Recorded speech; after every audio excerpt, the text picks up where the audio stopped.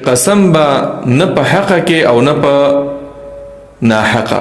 په ناحقه قسم کول دا ناروا دی،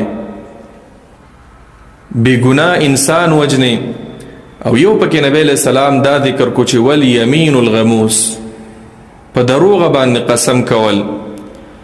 مسلم شریف کې نبی علیہ الصلوۃ والسلام فرمایي من اقتطع حق امرئ مسلم بيمينه فقد اوجب الله له النار وحرم عليه الجنه. کچا په ناحق قسم وکړو د مسلمان حق هغه ځان ته په قسم باندې خپل کو، په دروغ قسم باندې، نو دغه انسان د پاره جهنم لازم دی او الله تعالی ور باندې د جنت ته داخليدل دا منع کړی دی. د عام خلکو دا خبره چې قسم به نه په حقه کې نه په ناحقه، په دې خبره کې لږ تفصیل او وضاحت ته ضرورت دی. د ټولو نه اول قسم په کار ده چې مونږ او تاسو وپېژنو چې قسم وایي څه ته. قسم ته په قرآن او په حدیث کې یمین هم ویل کېږي، ایمان، قسم هم ویل کېږي، حلف هم ویل کېږي. مطلب د قسم دا دی، امام ابن حجر رحمه الله د بخاری په شرح کې لیکي چې تحقیق الامر او تأکیده بذکر اسم الله او صفت من صفاته، چې ته د خپل خبرې مضبوطوالی راولي د الله د نوم په یادولو سره یا د الله په صفت باندې قسم وکي. مطلب دا شو ستا په خبرو څوک ډیر یقین نه کوي چې ته به دا کار وکړي که به نه کوې، نو ته قسم وکړې چې زه به دا کار کوم، زما دې په الله قسمي. نو ستا د خبرې هغه وزن او پاور پیدا شي، خبره دې مضبوطه شي. یا مخکې زمانه کې تا یو کار کړی دی او په تاسو کې یقین نه کوي، نو ته قسم وکړې چې زما دې په الله قسم وي چې دغه فلانې نیک کار یا دغه کار ما کړی دی.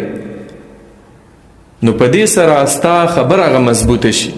نو په قسم سره د خبرې پاور، د خبرې مضبوطوالی راځي. دویمه خبره ده چې قسم به نه په حقه کې او نه په ناحقه. په ناحقه قسم کول دا ناروا دی، ځکه نبی صلی الله علیه وسلم د بخاری شریف حدیث دی د عبدالله ابن عمر رضی الله عنه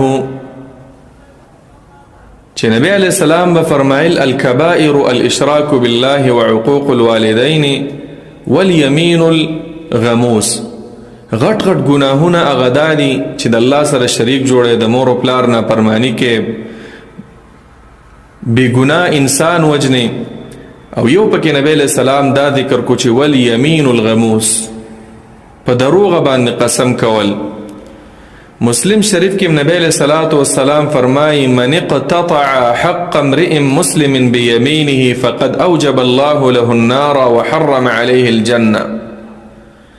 کچا په ناحق قسم وکړو د مسلمان حق هغه ځان ته په قسم باندې خپل کو، په دروغ قسم باندې، نو دغه انسان د پاره جهنم لازم دی او الله تعالی ور باندې د جنت ته داخليدل دا منع کړی دی، تر څو چې جهنم ته الله رب العالمین رسولی نه وي. په یو حدیث کې داسې راغلی دی بخاری او مسلم کې چې څوک په دروغ باندې قسم کوي او په دې دروغ قسم باندې د مسلمان مال هغه قبضه کوي، نو لقي الله وهو عليه غضبان. الله رب العالمین سے چې ملاقات کیږي الله به ورته سم غوسوي. نو په ناحق قسم کول دا ناروا دي او دا صفت د مسلمانانو نه دی.